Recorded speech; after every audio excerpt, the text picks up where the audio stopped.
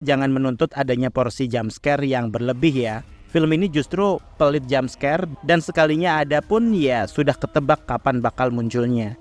Tapi yang narik kain itu sebenarnya ide jumpscare yang lumayan menyebalkan sih.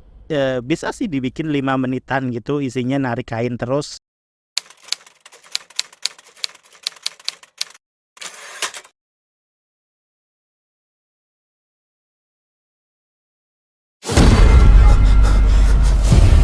Salam sinema, sahabat sinemalogi. Dosa Musyrik adalah film horor yang disutradarai oleh Hadrah Daeng Ratu. Film ini dibintangi Martino Leo, Delia Hussein, Yati Surahman, Brit Timothy, Anissa Hertami, Jerio Jeffrey, Farmeila Sarah, Denny Saputra, dan lain-lain.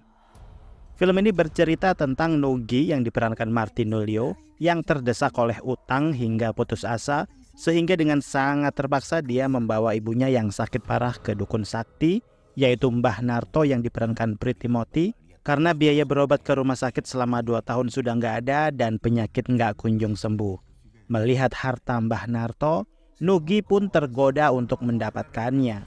Tapi anehnya, yang ia dapat bukan duit, melainkan keris keramat sang dukun. Sejak itu, Nugi harus menghadapi teror Nyi Loropati yang sangat mengerikan.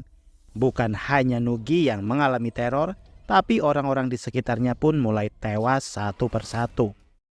Kalian bisa membantu kami dengan klik tombol Super Thanks di bawah video. Kami akan sangat berterima kasih atas berapapun nominal saweran yang kami terima.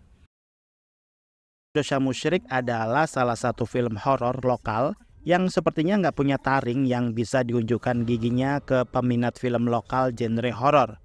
Entah apa karena saking seringnya film Indonesia genre horor yang selalu mengangkat kultur Jawa sebagai pusat klinik dan magisnya dan representasi dari perwajahan Indonesia terkait sisi horor kelam yang pada akhirnya nggak berdampak karena unsur repetisi yang ada.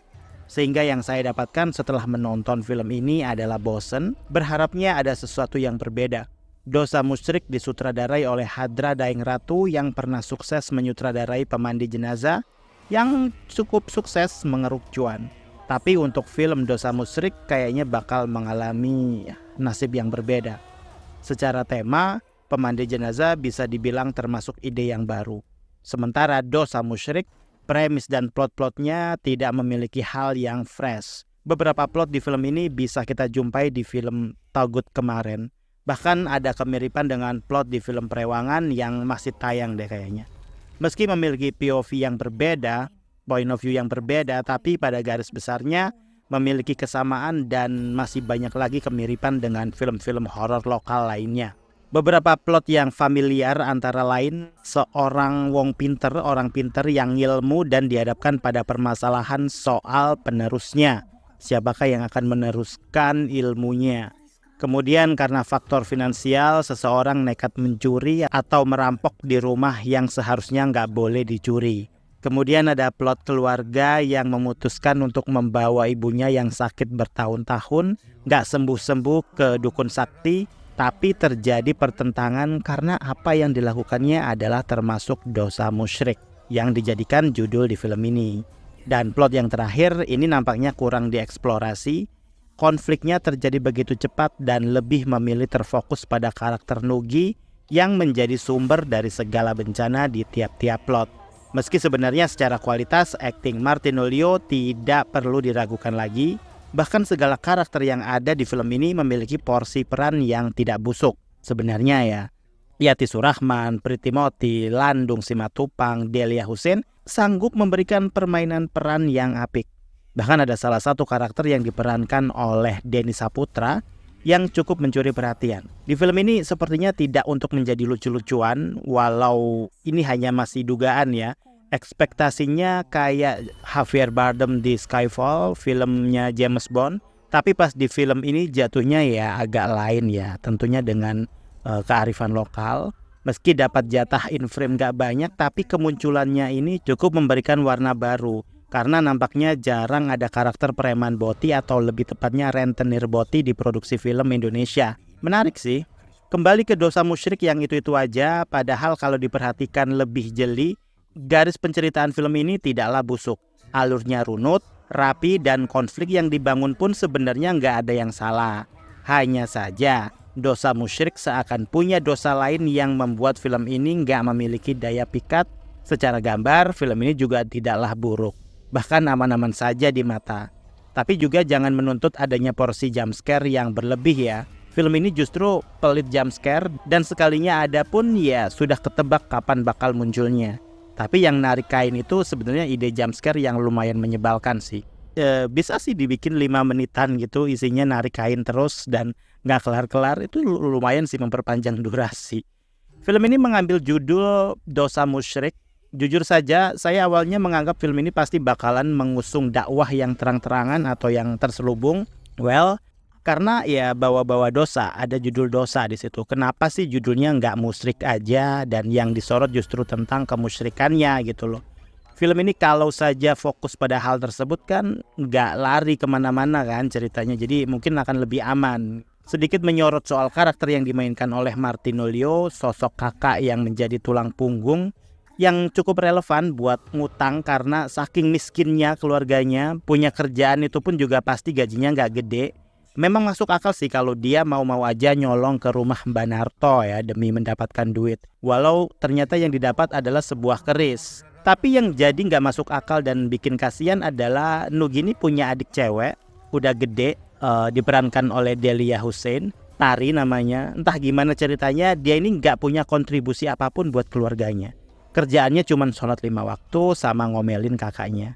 Logikanya sih gini, kalau udah tahu keluarganya miskin ya bantu-bantu cari penghasilan kek, jualan pisang goreng atau apa gitu. Atau kalau emang kesehariannya muslimah ya bisa kan jadi guru ngaji gitu. Semuanya dibilang musyrik tapi nggak ngasih solusi dan kontribusi, itu sama kayak kentut sih.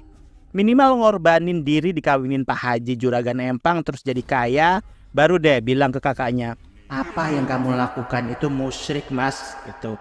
Baru deh kayaknya si Nugi bakalan dengerin tuh omongan adiknya. Udah tahu ibunya sakit-sakitan, kakaknya dikejar-kejar rentenir, masih aja merasa nggak bersalah. Inisiatif kayak buka donasi kitabisa.com atau apalah. Boleh sih alim tapi realistis gitu loh. Kan emosi ya jadinya kan. Jahatnya film ini adalah mengawinkan keris dengan agama. Sudah tahu dua hal tersebut pastilah memiliki ranah yang berbeda, kapasitas yang berbeda. Ibaratnya jangan bawa-bawa agama kalau kau berurusan dengan keris, dan jangan pula kau bawa-bawa keris kalau lagi ada urusan sama agama. Dua hal yang seharusnya nggak perlu menyatu. Dan di film ini keris dan agama disatukan menjadi sebuah sajian yang bagi saya cukup membagongkan. Karena bagaimanapun juga ada beberapa keyakinan yang memang meyakini keris adalah sakral, memiliki makna tunggal yang tentu saja berbeda bila disandingkan dengan agama atau kepercayaan orang lain. Perlu diingat, ilmu kejawen masih ada di Indonesia, bukan berarti karena minoritas, ilmu tersebut bisa diacak-acak dan dijadikan bulan-bulanan sebagai modul yang salah dalam kehidupan manusia saat menjalani hidup di dunia. Terkadang kita lupa melihat dari sudut pandang lain karena merasa mayor. Sehingga yang minor adalah mutlak yang gak benar, mutlak yang harus dipersalahkan, dan mutlak yang harus dizolimi. Makanya hati-hati kalau bikin film tentang segala keris dan segala-gala lainnya. Secara keseluruhan saya gak mendapatkan hal baru dari film Dosa Musyrik selain dosa baru. Mungkin ya, apakah faktor hadrah Daeng Ratu yang tidak lagi menggait Lala Laila sebagai tandem penulis ceritanya sehingga cerita memiliki vibes yang berbeda. Meski ciri gore hadrah masih melekat nyata ya. Kemudian sajian gore-nya juga masih ada yang fresh juga. Tapi tetap saja yang menjadi kuncian utama tentu saja runut cerita yang mengalir. Apakah bisa diikuti atau terpaksa mengikuti ceritanya. Dan pada akhirnya Dosa Musyrik bukan film horor yang bisa dibicarakan sampai 3 bulan ke depan kayaknya. Film ini hanya akan mengisi daftar film horor lokal yang sudah pernah dirilis tahun 2024 dan bersanding dengan film-film gak jelas dan gak membekas lainnya. Demikianlah video reaksi dari film Dosa Musyrik yang sudah tayang di bioskop. Silakan like, komen, dan subscribe kanal ini. Cek juga akun-akun media sosial Sinemalogi. Dan jangan lupa bersinema dahulu, berbahagia kemudian.